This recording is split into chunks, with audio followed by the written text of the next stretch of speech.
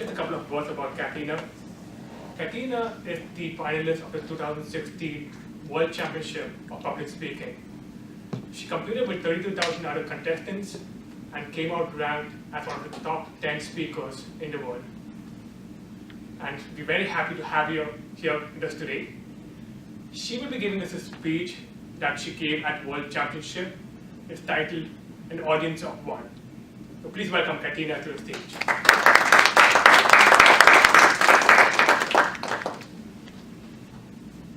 Thank you.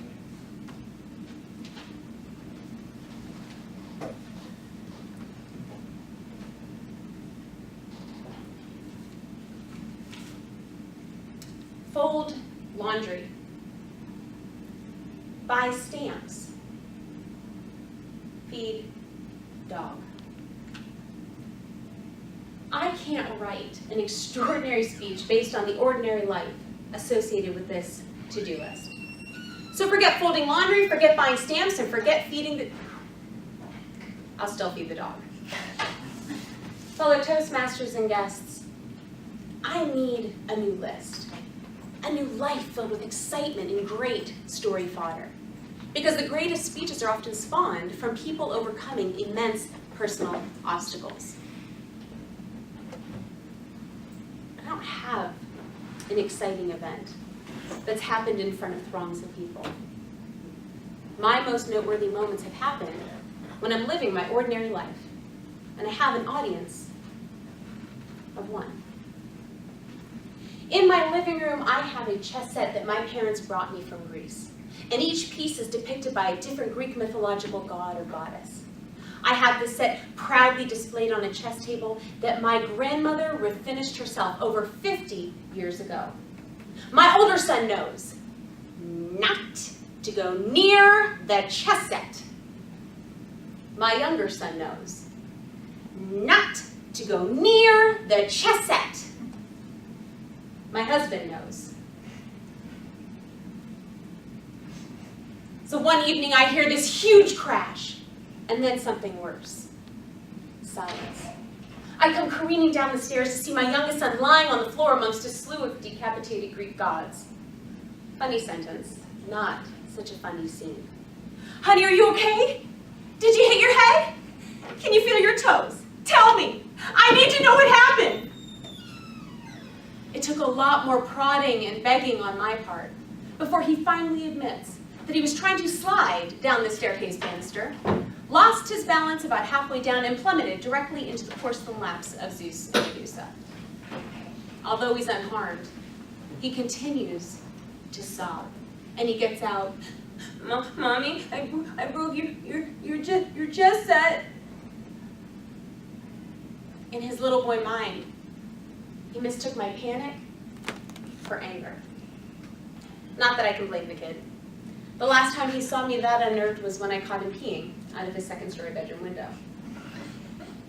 But I took his face in my hands, and I looked at my brown-eyed boy and I said, "You made the right decision by telling me, and I could never be mad at you for doing the right thing." I pray the next time he feels that he's in serious trouble, hopefully not for public urination, but maybe when he's 16 and he has his first mishap with his newly issued driver's license. Maybe when he's 21 and he's at a party with his friends and he's debating how to get home. I pray that he remembers that day and he knows that he can always come to me for those same words. You made the right decision, and I could never be mad at you for doing the right thing. In that moment, I didn't have a prepared speech. I was just a mom in my living room with my son, my audience of one. If you think back to the best advice you've ever received, I'm willing to bet that it fits that single criterion. I volunteer each year at a youth summer camp, and when it comes to the first day of camp, there is absolutely no happy medium. Kids are either writhing with excitement, barely making it through the brief registration process before shoving their parents aside and jumping into the nearest game of elbow tag, or they are completely freaking out. Tears running down their sweaty little faces as this heaving mass of half child, half nasal excrement clings to the waist of their respective parent. I remember this one little girl in particular.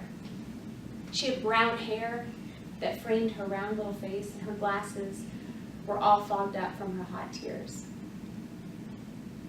I just sat next to her for almost 2 hours before I finally said, "Honey, if you decide to go home, you may just miss out on meeting some of the best of friends that you're ever going to have." She eventually joined the other children. She decided to stay at camp, and she had the time of her life, and 5 days later when camp was over, she cried all over again.